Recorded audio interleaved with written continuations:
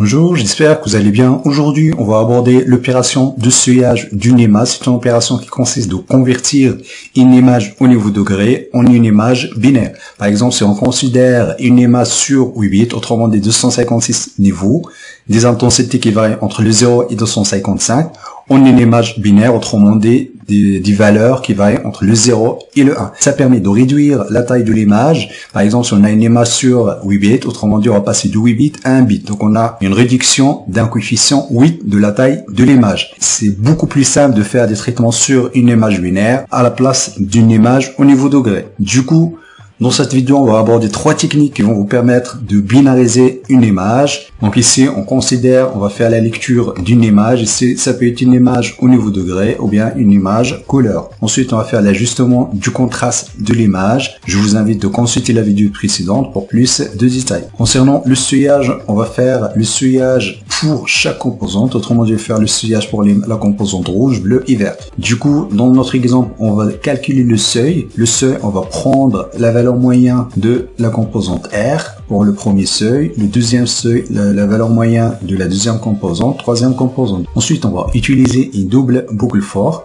Pour chaque composante, on va comparer est-ce que le pixel IG, par exemple ici pour la composante 1, est supérieur au seuil. Si il est supérieur au seuil, on va mettre le image 2. Le image 2, c'est l'image résultante. On va mettre le 1. Par défaut, l'image 2 est initialisée à 0. Autrement dit, tous les pixels ici sont égaux à 0. On va faire la même chose pour la composante R et la composante G et la composante B. C'est juste ici le seuil qui change. Donc voilà, donc ça c'est l'image originale. Ça c'est pour la composante rouge et la composante verte. Du coup, on va utiliser un autre exemple. Pour lui utiliser en entrée une image au niveau degré.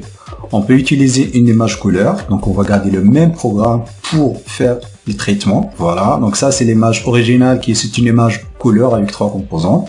Donc là on voit la composante rouge ici, donc le seuillage de la composante rouge. Ça c'est pour le seuillage de la composante verte.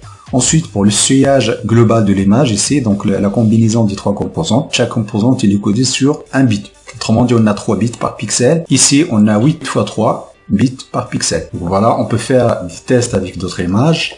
Donc voilà, donc ça c'est l'image originale, donc ça c'est l'image avec le seuillage en utilisant la première technique. Donc on va passer maintenant à la deuxième technique. On va garder les mêmes seuils, c'est-à-dire en utilisant la valeur moyenne de l'image. Ensuite, au lieu d'utiliser une double boucle for, donc ici on va utiliser l'opération de comparaison. Donc ici il y a deux façons de faire, c'est-à-dire ici donc pour la première composante on va faire donc le im2 de 1, on va juste faire supérieur au seuil 1. Du coup, tous les pixels ici qui sont supérieurs au seuil 1 vont être égaux à 1. Les autres pixels vont rester égaux à 0. Donc la même chose ici pour la deuxième composante, la troisième composante. Ou bien on peut utiliser la fonction MATLAB m2bw. Donc on spécifie ici donc l'image d'entrée. Ici c'est la première composante. Ensuite on va définir le seuil. Donc on va compiler notre programme pour cette configuration là.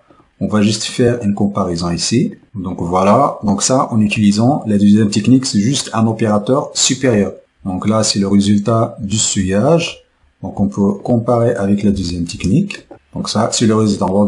Normalement on va obtenir exactement les mêmes résultats. Donc on va passer maintenant à la troisième technique qui consiste d'utiliser un seuil local. Concernant la troisième technique consiste à utiliser un seuillage moyenné. Autrement dit, au lieu de faire la comparaison de chaque pixel de l'image au seuil, on va faire la comparaison du valeur moyenne du pixel voisin avec le seuil.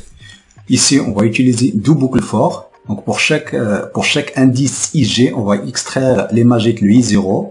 Le I0 sera de taille 5 x 5. Du coup, on obtient la valeur le I0. On va faire la valeur moyenne de l'imagette. Ensuite, on va comparer la valeur moyenne au seuil.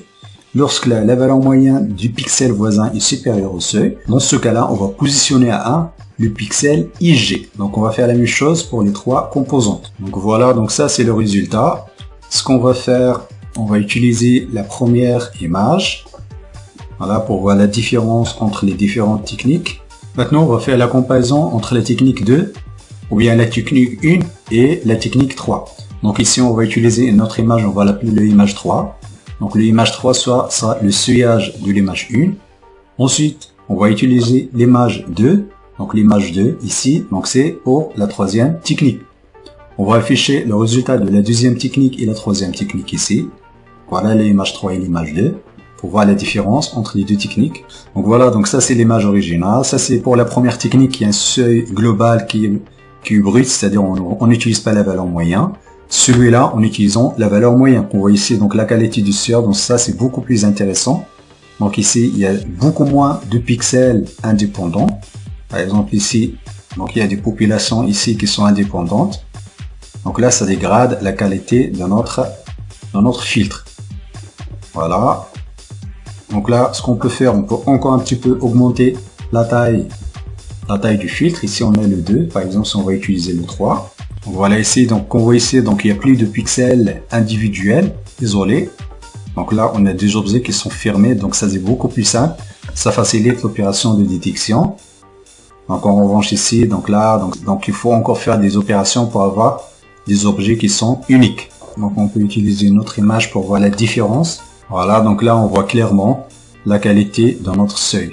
Donc là on voit qu'un seul objet ici. Par contre ici il y a des pixels isolés individuels, donc ça c'est pas terrible pour tout ce qui est la partie de détection. Donc ça c'est pas bon. Donc c'est toujours mieux d'avoir des populations indépendantes. Par exemple ici on n'a qu'un seul objet. Il y a le 1, le 1, le 1, le 1. Donc ce sera beaucoup plus simple de labelliser les zones, les régions dans cette image. Donc ça c'est, on verra dans la suite des vidéos, lorsqu'on va utiliser des projets, on va souvent faire appel à un seuillage qui est moyenné. On va pas utiliser un seuillage qui est brut.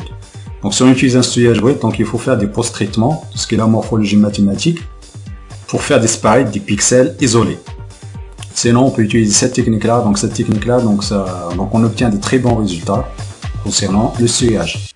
Je vous remercie de votre attention et à la prochaine vidéo.